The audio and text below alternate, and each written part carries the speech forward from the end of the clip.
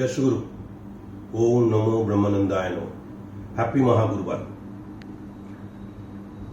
पिछले हफ्ते में कुछ बातचीत हुआ, उसके पिछले हफ्ते में बातचीत हुआ। हर महागुरुवार को कुछ ना कुछ बात लेकर के आपके सामने आता हूँ। अभी सामने काली पूजा आ रहा है, 14 तारीख को काली पूजा है। तो 13 तारीख को आप लोग जहाँ पे भी जो भी रहते हो, प्रदीप जलाने का कोशिश करो। घर में, मंदिर में। अगर लॉकडाउन आप लोग का एरिया में नहीं है तो आप मंदिर में जाकर के 14 प्रदीप निश्चित रूप से जलाओ। घर में जलाओ, अगर मंदिर में उतना जगह नहीं है, छोटा है तो घर में जलाओ। तो इस तरह से उसको हम लोग सेलिब्रेट करें, क्योंकि इस तरह से हमारे गुरु हमको सिखा के गए कि एक दिन पहले तो 14 प्रदीप जलाने का है। वो हमसे कालीबारी आश्रम में जलाते थे।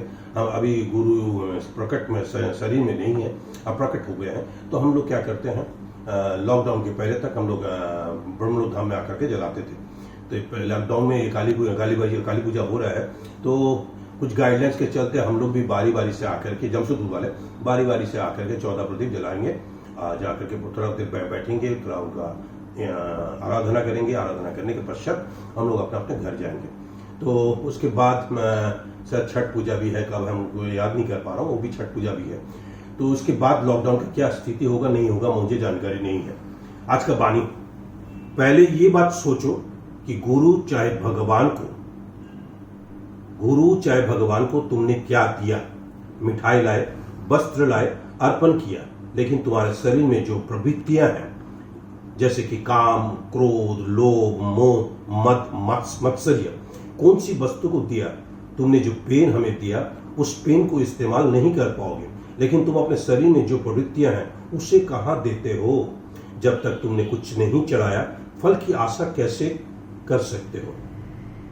ये वाणी, ये जो काम क्रोध वाला बात है, ये रिपु के बारे में बारंबार हमें चेतावनी दिया है। चेतावनी देने से हम लोग चेतावनी लिया कि नहीं लिया जानकारी नहीं है, लेकिन इतना पक्का है कि ये तमाम रिपुआ हमें जप में एकाग्रता लाने में असमर्थ होता है। कि ये रिपुआ मेरे ऊपर में इस तरह से हावी रहता है, जिसके चलते मैं जप में भी मन स्थिर करके बैठ करके जप नहीं कर पाता हूँ। उसके साथ में मैं और 2-3 तो और जोड़ देता हूँ। ईर्ष्या है, द्वेष भावना है, निंदा है, ये और भी जुड़ जाता है। जुड़ने से मेरा मन एकदम छिन्न भिन्न रहता है। जब मैं गुरु आश्रम में जाता हूँ, ब्रह्मलोक धाम जाता हूँ, या मंदिर में जाता हूँ, या कालीबारी आश्रम में जाता हूँ, कहीं पे भी जाता हूँ, मन छिन्न भिन्न रहता है। मैं उसी का किसी न किसी के जरिए से मैं उसका सहारा लेता हूँ। सहारा लेने के पश्चात मैं मंदिर में भी रहता हूँ। तो मेरा मंदिर में मूर्ति के सामने जब तक मैं पहुंचता हूँ, चाहे माँ काली हो, चाहे गुरु ब्रह्मानंद हो, जब तक उनके पास मैं पहुंचता हूँ तब तक मेरा मन छिन्न भिन्न हो जाता है। मैं किसी से उलझ जाता हूँ। उलझने से मेरा विपरीत दिशा में मैं भागने लगता हूँ। तो इससे हमको और आपको, तमाम लोगों को सोचना चाहिए कि किस तरह से मैं इसको परहेज करूं, ताकि मैं मेरा मन छिन्न भिन्न नहीं हो जाए। कम से कम उस समय जरूर ना हो जब मैं मंदिर में जाता हूं। बाहर में चलो कोई बात नहीं रहता हूं, लेकिन बाहर में भी आपका हमारा परिवार है, उस परिवार में भी जदा कर रहा हूं मैं इस तरह का रिपु का सहयोग से अपने परिवार का, अपना पिता, अपना माता, अपना पति, अपना पत्नी, बेटा, बेटी, तमाम लोगों के बीच में मैं तमाम रिपुआ लेकर के वास्तव जगत में रहता हूं। तो वास्तव जगत सफल हो नहीं पा रहा है। अब आध्यात्मिक जगत में जब मैं जहां पे गुरु का अवस्थान है, ब्रह्मलोक धाम हो, या किसी भी गुरु स्थान में जाता हूं, या कालीबारी आश्रम में जाता हूं, तब उसी मन को लेकर के, उसी मन में तुरंत परिवर्तन करके उनके साथ में, उनके पास में क्षमा, दया और प्रेम लेकर के पहुंचना बहुत कठिन हो जाता है। क्योंकि इतना आसान नहीं है कि तुरंत मेरे पास में क्षमा आ गया, तुरंत मेरे पास में दया आ गया, तुरंत मेरे पास में प्रेम आ गया, अब मैं जाकर के तीनों लेकर के माँ काली के सामने उपस्थित हो गया, या गुरु के पास में उपस्थित हो गया। तो मेरा मन शांत होना चाहिए। जैसे कि अगर मैं शांत, जैसे कि जहाँ पे हम चप्पल खोलते हैं उसमें जगह में अगर मैं सब कुछ रख के आता हूँ, तो निश्चित रूप से मैं अंदर में प्रवेश कर सकते। मैं किसी से उलझूं नहीं, कम से कम एकाग्रचित्त होकर के उनके पास में बैठूं, जप करूं, उनका बानी पढ़ूं, उनको निहारूं, देखूं कैसे हैं, किस तरह से दिख रहे हैं। प्रसन्न मूर्ति है तो प्रसन्न मूर्ति देख करके निश्चित रूप से मेरे पास प्रसन्नता आनी चाहिए, लेकिन प्रसन्नता आती नहीं है। मैं उलझन में रह जाता हूं और तरह तरह का बात, उसका नुकसान के बारे में सोचते रहता हूं, जिसके ऊपर में मेरा क्रोध है, काम है, लोभ है, मद है, मोह है, मत्सर्य है, ईर्ष्या है, द्वेष है, निंदा है, ये तमाम चीज उसके ऊपर में ठेल देता हूं और वो हावी होकर के सामने आ जाता है। तो मैं भगवान को, मूर्ति को प्रत्यक्ष रूप से देख नहीं पाता हूं, जिसके चलते मेरा प्रार्थना, मेरा कामना, मेरा वासना, मेरा जप, मेरा पूजा, मेरा भक्ति, श्रद्धा सब समाप्त हो जाता है। तो इसीलिए मैं वहां पे उस दर तक पहुंच नहीं पाता हूं। ये मेरा कठिनाई है, ये मेरा माइनस पॉइंट्स है। ये माइनस पॉइंट्स को मेरा जितना हो सके मैं इसको दूर करूं। गीता में क्या बोल रहा है? ब्रह्म स्पर्शिष्य शक्तात्मा बिंदयात्म्यानि यत् सुखम स ब्रह्म जोग युक्तात्मा सुखम अक्षय मश्नुते। अर्थात बाहर के विषय में आसक्ति रहित अंतकरण वाला साधक, बाहर के विषय में आसक्ति रहित, बाहर के मतलब तमाम चीज को पकड़ लीजिए जितना रिपु के बारे में बोला जा रहा है, उससे आसक्ति मतलब उसमें मेरा कोई ये नहीं है, मोह नहीं है। तो आसक्ति रहित अंतकरण वाला साधक, मतलब अगर मैं वैसा साधक हूं, आत्मा में स्थित जो धन जनित सात्विक आनंद है उसको प्राप्त होता है। तदनंतर वो सच्चिदानंद गण पर ब्रह्म परमात्मा के ध्यान रूप योग में अभिन्न भाव से स्थित पुरुष अक्षय आनंद का अनुभव करता है। जब मैं ये सब चीज छोड़ूंगा तब मैं जाकर के उनसे आनंद प्राप्ति कर पाऊंगा। वो मुझे आनंद देने के लिए है। कालीबारी में जाइए, माँ काली का अभय दान, वो हाथ मुझे दिखाई देना चाहिए, वो मुझे अभय दे रहे हैं। मैं कैसा भी कर्म करके जा रहा हूं फिर भी मुझे अभय दान दे रहे हैं। तो वो अभय दान को देखने के लिए मेरे पास में वैसा बुद्धि रहना चाहिए, विवेक रहना चाहिए, वैसा मेरे पास में दृष्टि रहना चाहिए। ये तीनों चीज मैं खो बैठता हूं। पारिवारिक कलह, क्रांति, क्लेश के चलते मैं मंदिर में पहुंच नहीं पाता हूं। मंदिर में पहुंचने से भी मेरे पास में वो चीज जागृत नहीं होता है, जिसके चलते मैं वो आनंद से वंचित हो रहा हूं। जबकि नित्य प्रतिदिन मुझे आनंद दिया जा रहा है, फिर भी मैं आनंद ले नहीं पा रहा हूं, समझ नहीं पा रहा हूं कि कैसे आनंद को लिया जाए, कैसे मैं वो दुख से परित्राण मुझे मिले, कैसे वो मैं पाप से परित्राण मिले, मुझे समझ में नहीं आ रहा। क्योंकि मैं उसी से जर्जरित हूं, उसी से मैं मोहाच्छन्न हूं, जिसके चलते मेरा वहां पे पहुंचना बेकार हो जाता है। शक्नोति योषूडु प्राक् शरीरो विमोक्षणा काम क्रोध भववेगन सयुक्त स सुखी नर। जो साधक इस मनुष्य शरीर में शरीर का नाश होने से पहले ही काम क्रोध से उत्पन्न होने वाला वेग को सहन करने में समर्थ हो जाता है, वही पुरुष जोगी है, वही सुखी है। देखिए अगला लाइन में बोल रहा है कि जो मनुष्य शरीर नाश होने के पहले, मतलब ये शरीर नाश होगा, निश्चित रूप से नाश होगा, नाश होने के पहले मैं काम क्रोध से उत्पन्न होने वाला वेग, काम क्रोध से निश्चित रूप से कुछ वेग आता है, वो काम से वेग आता है, क्रोध से आता है, ईर्ष्या, द्वेष, निंदा, ये तमाम चीज से वेग आता है। वो वेग को अगर सहन कर लेता हूं तब मैं जोगी होऊंगा और सुखी बनूंगा।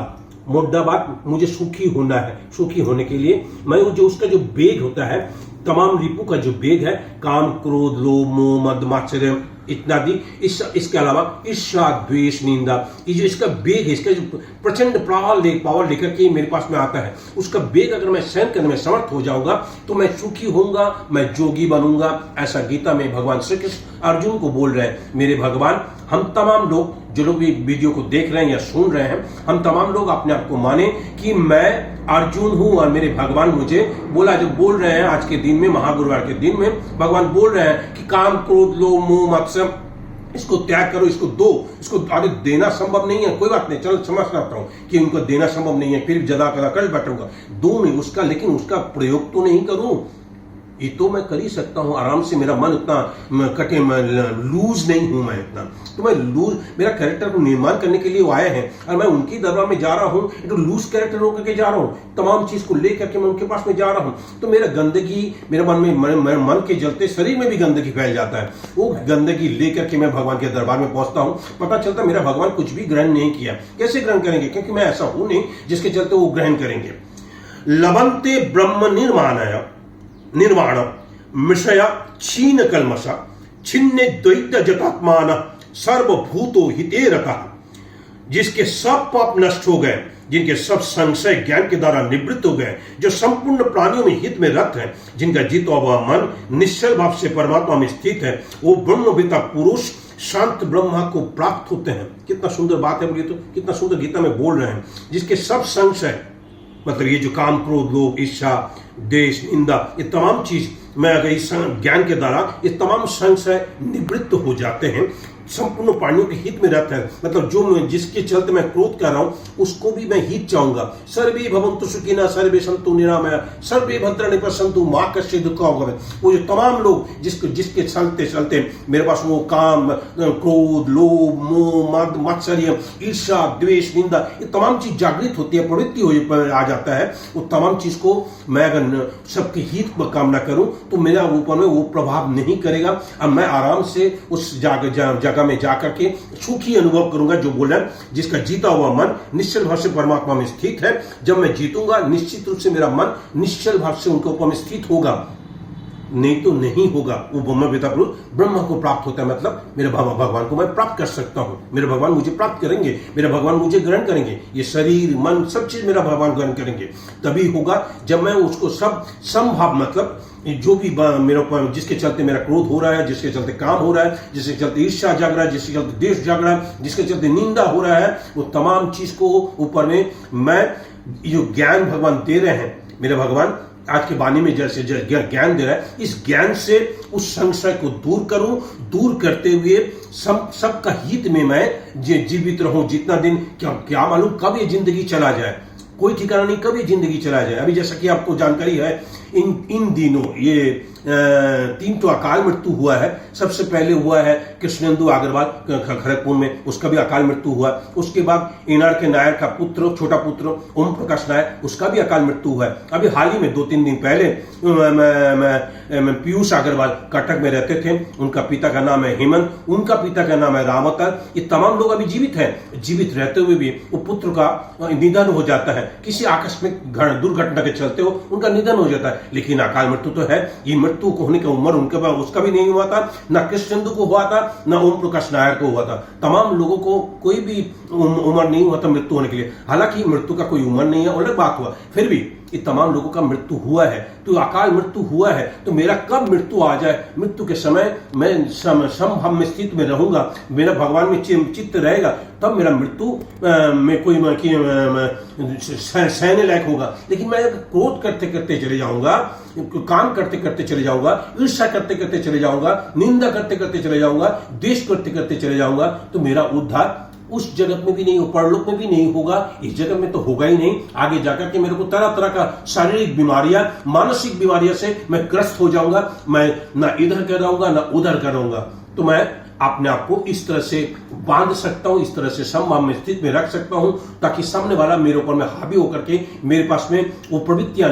ना जगाए। जो प्रवृत्तियां मेरे पास में है, जो भगवान का दिया हुआ है, वो प्रवृत्तियां है दया, क्षमा, प्रेम। इसको ऊपर में निर्भर करके मैं अपना जिंदगी बढ़िया से बना सकता हूं, सुंदर जीवन बना सकता हूं। काम क्रोध वियुक्तान जतिनं चेतसम अभीत ब्रह्म निर्वाणं वर्धते विदितात्मनम्।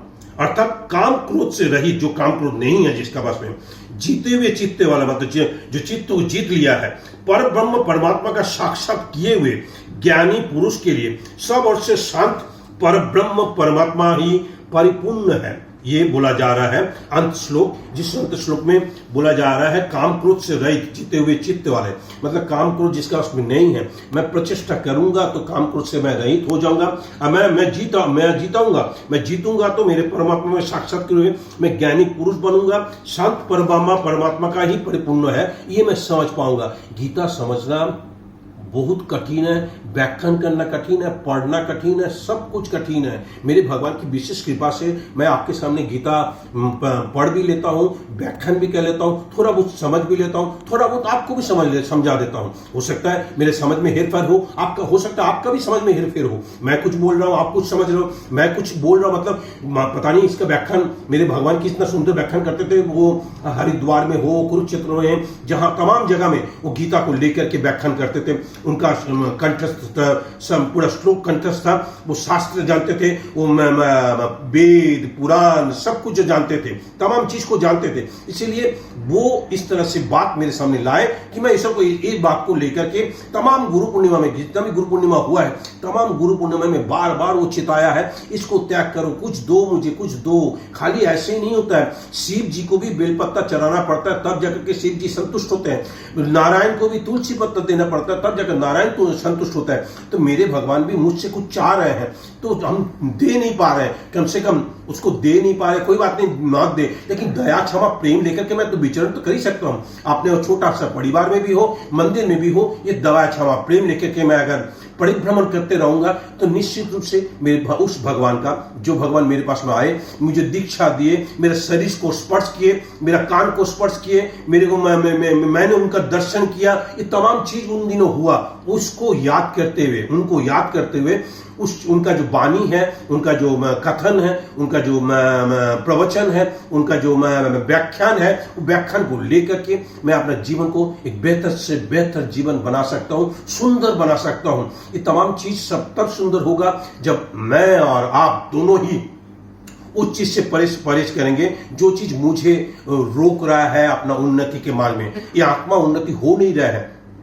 मुद्दाबाद मेरा भगवान आए, मेरा गुरु जी आए, मेरा आत्मा को उद्धार करने के लिए आए, मंत्र दिए, मंत्र से आत्मा उद्धार होता है, तो आत्मा उद्धार करने के लिए आए हैं। अब मैं वास्तव जगत का तरह तरह के उलझने में घुस करके झंझोर करके अपने आप को रख देता हूं, तो मैं कहीं उनका आने से मेरा कोई लाभ नहीं हुआ है, लेकिन वो तो आए मेरे लाभ के लिए, मेरे फायदा के लिए आए, तो मैं क्या लाभान्वित हूं? मैं लाभान्वित होना होगा जब करके, सत्संग करके, मंदिर में आने के बाद निश्चित रूप से मैं लाभान्वित होऊंगा। जहां से भी इस तरह का माहौल बन रहा है या वातावरण बन रहा है, जहां पे काम का उत्पत्ति प्रवृत्ति जागती है, जहां पे क्रोध का प्रवृत्ति जागती है, जहां पे ईर्ष्या की प्रवृत्ति जागती है, जहां पे द्वेष का प्रवृत्ति जागती है, जहां पे निंदा का प्रवृत्ति जागती है, उस स्थान से मैं परहेज कर सकता हूं, उस स्थान से मैं निकाल सकता हूं। अपने आप को मजबूती देना है, मानसिक रूप से मजबूती दूंगा तो मैं उस तमाम चीज को परहेज करके तो सामने वाला से मैं अच्छा व्यवहार कर सकता हूं, उसके साथ में मिलनसार बन सकता हूं। जानता हूं कि वो मेरे बारे में निंदा करता है, मैं उसके बारे में निंदा नहीं करूं। जानता हूं मुझे इच्छा करता है, फिर भी मैं उसके ऊपर में ईर्ष्या नहीं करता हूं। जानता हूं मुझसे को जब तक देखो क्रोध से बात करता है, मेरे से गलत व्यवहार करता है, फिर भी मेरा गुरु का बात को सुन के चलने से मेरा उद्धार होगा, क्योंकि गुरु ने मुझे मंत्र दिया है। सामने वाला को मंत्र मिला कि नहीं मिला मुझे जानकारी नहीं है, मैं जानकारी रखना भी नहीं चाहता हूं। मुझे एक गुरु मंत्र मिला है, उस गुरु मंत्र से मैं आराम से अपना जीवन को बेहतर से बेहतर आराम से बना सकता हूं, बशर्ते कि मेरा गुरु के प्रति मेरा प्रेम बढ़े, मेरे गुरु के प्रति आग्रह बढ़े, उनसे मिलने के लिए मेरे मन में छटपटाए, उनको प्यार करने के लिए मेरा मन छटपटाए। इस तरह का अगर मन छटपटा मैं कन्वर्ट कर दूं, अगर उस तमाम चीज को नहीं हटा करके मैं अगर इसमें कन्वर्ट हो जाऊं दया क्षमा प्रेम में, तो मेरा जीवन एक बेहतर होगा। मैं गुरु का वो जो सुगंध है उस सुगंध को प्राप्त करूंगा। मेरा गुरु का जो ज्ञान है तभी वो मेरे ज्ञान मेरे पास में प्रवेश कर पाएगा। मेरा गुरु का सौंदर्य मेरे पर प्रवेश कर पाएगा। गुरु का व्याख्यान मेरे अंदर में प्रवेश कर पाएगा। गुरु का जैसे वो गुरु मैंने देखा, गुरु को कितना बार जप करते हुए मंदिर में बैठे बैठे कितना बार जप करते हुए देखा हूं, तमाम लोगों से जप करते हुए देखा हूं, तो तमाम लोगों के बीच में जप करते हुए देखा हूं। सुना हूं कि हरिद्वार एक जैसा जगह है जहां पे वहां पे एक ही आसन में बैठ करके 1 लाख जप किए हैं, तो वो हमें मिले, तो हम कितना सौभाग्यशाली हैं कि वो हमें मिले। हम कहाँ कौन है, हमारा नाम अभी हाल ही में तो कोविड में किसी का डेथ हुआ है, उसका नाम है दीनानाथ मुखी। हम कहाँ हैं बताइए? तो हमारा गुरु का स्टेटस देखिए, किसी को छोड़े नहीं है, धनी भी नहीं, दरिद्र भी नहीं। मैं पैसा से अमीर हूं या मैं पैसा से अमीर नहीं हूं, या मेरे पास में ये सब चीज नहीं है, मैं सत्संग नहीं कर पा रहा हूं, तब जो मैं सत्संग कर पा रहा हूं, दोनों ही हालत में मुझे मेरा गुरु मुझे आकर के चुन करके मुझे दीक्षा दे करके उन्होंने मुझे सिखाया कैसे करके जप करना होगा, कैसे करके मन को उसमें लगाना होगा। इस तरह से मैं आराम से उनके साथ में जिंदगी बिता सकता हूं, बशर्ते कि मेरा प्यार वास्तव जगत में जितना कोई लोगों को मैं प्यार करता हूं उसके साथ में मेरा गुरु को भी मैं बड़ा प्यार करूं, तो ये गुरु अपने आप छीन लेंगे। मैं बोल रहा हूं, मैं खुद कितना क्रोधी था, कितना कामी था, कितना लोभी था, सब कुछ मैं था। तमाम चीज को लेकर के मैं उनका परिभ्रमण करता था, उनको छूता था, वो मुझे छूते थे। तो इतना छूने के बावजूद भी इस सब चीज को ज्ञान नहीं है। मैं काम, क्रोध, लोभ, मोह, मात्सर्य, ये तमाम चीज मेरे पास वर्तमान था।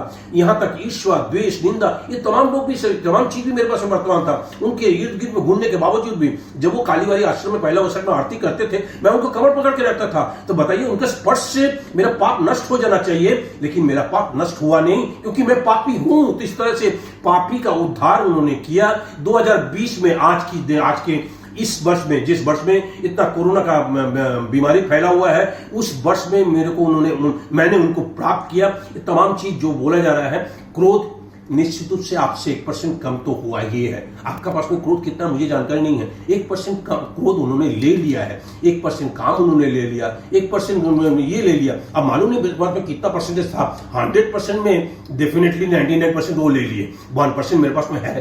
तो इस तरह से मैं अगर अंकलन करूं अपने जीवन का, तो मैं अपने जीवन का अंकलन करके मैं ये पा रहा हूं, उनका आने के पश्चात मतलब तमाम मतलब ये 2007 में चले गए और 2013 साल मैंने ऐसे ही सब कुछ बर्बाद कर दिए। काम, क्रोध, लोभ, मात्सर्य आदि रिपु, इसके अलावा ईर्ष्या, देश, निंदा, ये तमाम चीज को लेकर के मैंने 13 साल पार कर दिया, बर्बाद कर दिया। अब जाकर के 2020 में आकर के उनका परिचय मिल रहा है, उनका कुछ अनुभव मिल रहा है, उनका कुछ अनुभूति मुझे मिल रहा है। तो वो सब मिलते हुए मैं अपना जप को उसी धारा में लेके जा रहा हूं, आपके सम्मुख बार बार उपस्थित होता हूं, तब अच्छा लगता है। आज के दिन में सुबह हवन किया, मन भर गया। आज के दिन में शाम को आरती को, पिछला बृहस्पतिवार को शाम को जब आरती किया, शाम को जब पूजा किया, शाम को जब स्नान करवाया, पूजा, गुरु पूजा किया, बहुत आनंद मिलता है, बहुत आनंद मिलता है। अगर मन क्लीन रहेगा, मन शांत रहेगा, तब आनंद का अनुभूति होगा। मन अगर अशांत रहेगा तो आनंद का अनुभूति कभी नहीं हो सकता है। मानता हूं कि हमारे घर में तरह तरह की समस्या है, निश्चित रूप से समस्या है भाई। उस समस्या का समाधान होगा। उस समस्या का समाधान कैसे होगा? वो जप करने से, पूजा करने से, भक्ति करने से, श्रद्धा करने से निश्चित रूप से मुझे एक बल मिलेगा। वो बल से मैं आराम से वो आनंद को प्राप्ति कर सकता हूं।